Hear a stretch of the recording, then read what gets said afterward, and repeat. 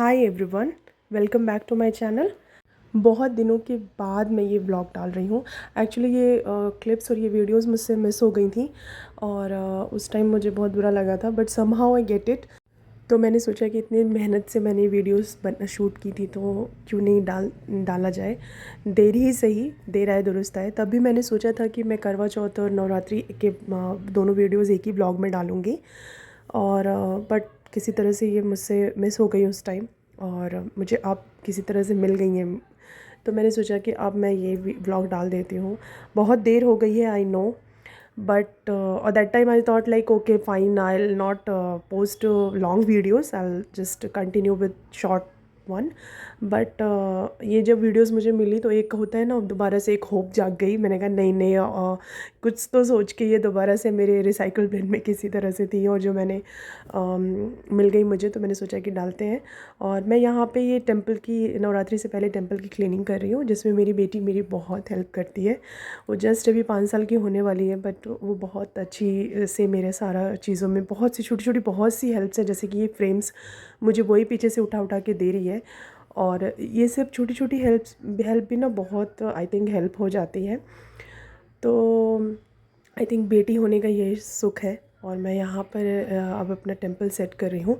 मैं जिस तरह से जो पोजीशन में भगवान को रखती हूँ, उसी पोजीशन में मैं ऑलवेज़ क्लीनिंग के बाद भी रखना प्रेफर करती हूँ, क्योंकि ऐसा कहा जाता है कि भगवान की जगह नहीं बदलनी चाहिए।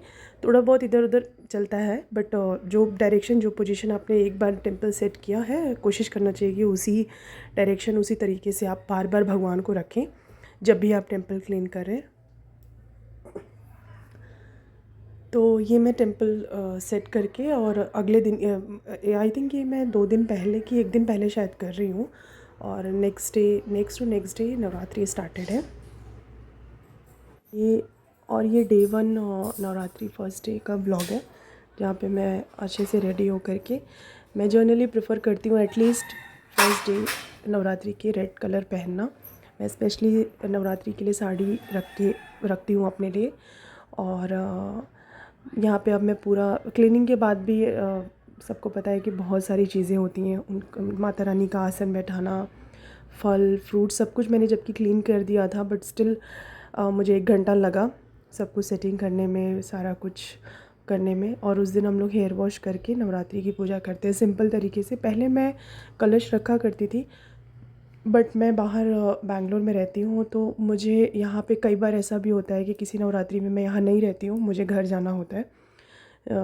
कुछ भी फंक्शन है, कुछ भी है, जिसकी वजह से 2 बार ऐसा हुआ है कि मुझे उस टाइम पे मैं यहाँ नहीं रही हूँ और घर पे रही हूँ। और हस्बैंड के लिए बहुत डिफ़िकल्ट है, वो नॉर्मल पूजा करके दिया कर देते हैं, वही बहुत है। तो कलश रखने का मतलब है कि अखंड जोत जलाना और सुबह शाम अच्छे से पूजा करना सारा कुछ, और ये हस्बैंड के लिए पॉसिबल ही नहीं हो पाता। वो एक सुबह जाते हैं और एक शाम को आते हैं, तो it will very difficult for him. तो मैंने ये मतलब उस साल जब मैं नहीं हूँ, तो उस समय फिर कलश कौन रखेगा, तो इस रीज़न से मैंने छोड़ दिया कि अब मैं कंटिन्यू करूँगी नॉर्मल में चुंदरी वो करके, और कलश नारियल में चुंदरी लपेट के रखती हूँ, और कलश बैठाना मैंने छोड़ दिया। और यहाँ पे अब मैं सभी भगवान को टीका कर रही हूँ। जो भी पूजा के नॉर्मल रिचुअल्स हैं वो मैं कर रही हूँ। अभी मैं दिया भगवान के लिए घी की दिया सेट करूँगी, धूप अगरबत्ती नॉर्मल जैसे पूजा की जाती है, सब कुछ उस दिन नॉर्मल ही होता है। बट कुछ तो स्पेशल ज़रूर होता है, माता रानी के लिए ये 9 दिन समर्पित होते हैं। और मेरे हस्बैंड 9 डेज़ का फास्ट करते हैं, तो उनके लिए मुझे अभी फास्ट भी व्रत का खाना भी पूरा रेडी करना है, जो कि वो 2 बार, एक बार सुबह एक बार शाम को व्रत में पारण किया जाता है। 9 दिन के जो व्रत रह रहे हैं।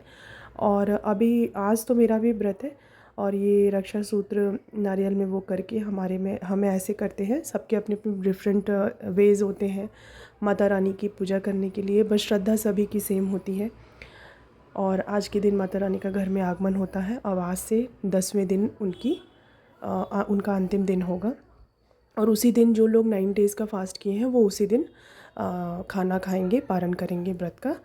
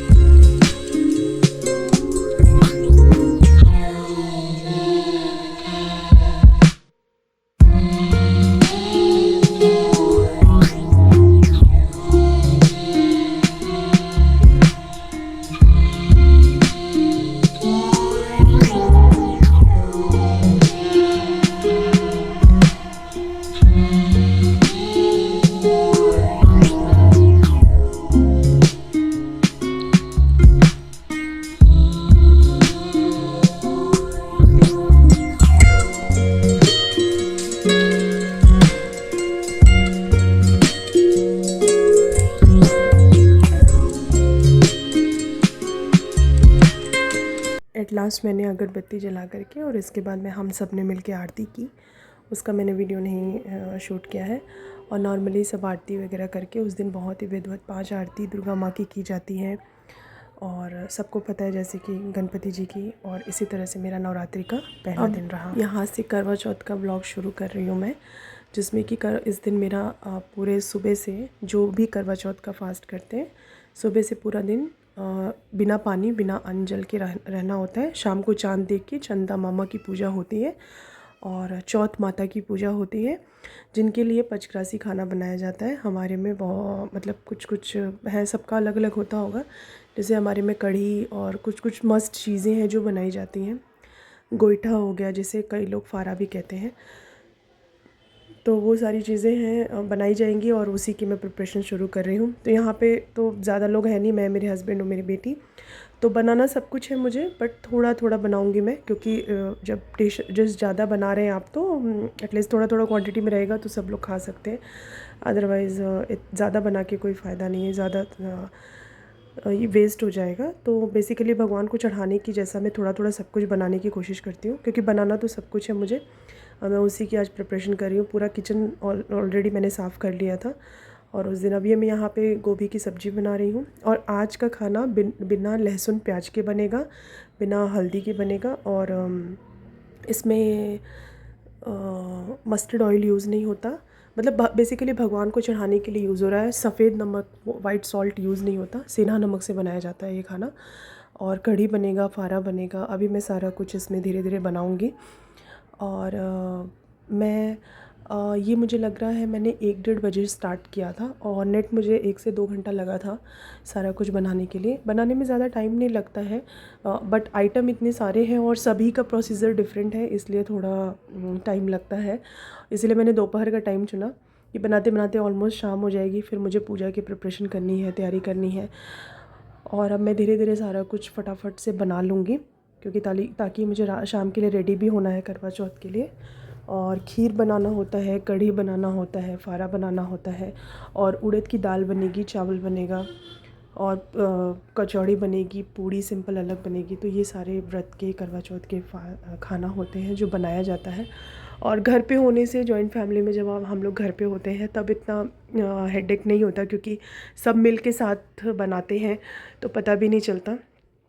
बट यहाँ पे सारे आइटम थोड़ा ही थोड़ा बनाना है, बट टाइम तो लगता है।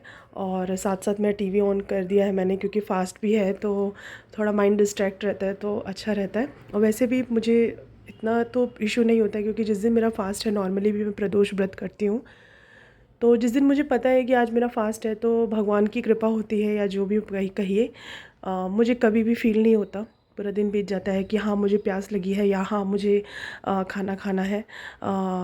ये करवा चौथ में उतना नहीं, तीज व्रत में क्योंकि हमें सुबह पानी मिलता है, उसमें थोड़ा प्यास का एहसास होता है रात जानते जैसे जैसे रात जाती है।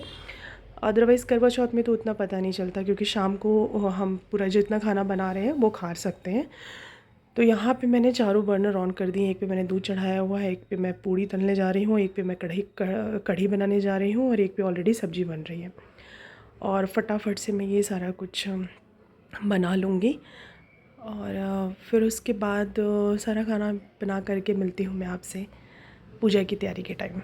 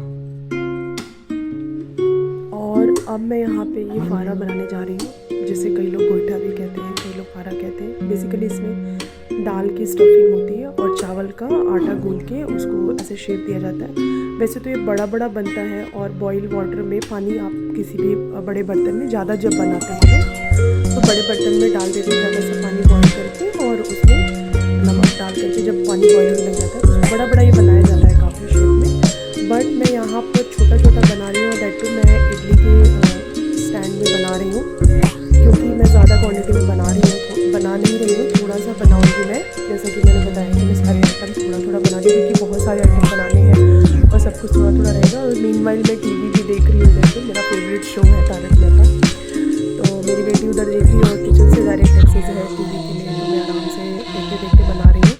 अभी इसे देखिए ऐसे स्टफिंग की जाती है उसमें, और एक तरफ देखिए मैंने आटा गूंद के रखा हुआ है और मैं फटाफट से पूड़ियाँ इसके बाद बनाऊँगी। आई थिंक वो लास्ट आइटम होगा।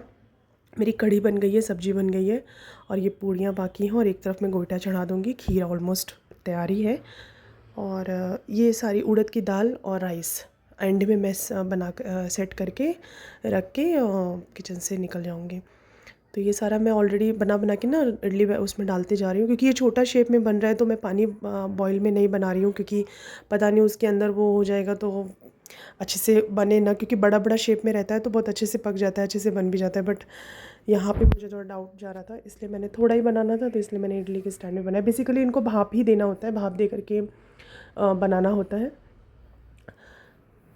तो अब मैं देखिए मैं ये मीनवाइल टीवी देख रही हूँ, और उसके बाद अब मैं धीरे धीरे फटाफट से ये सारा कुछ करके मिलती हूँ आपसे पूजा के टाइम पे।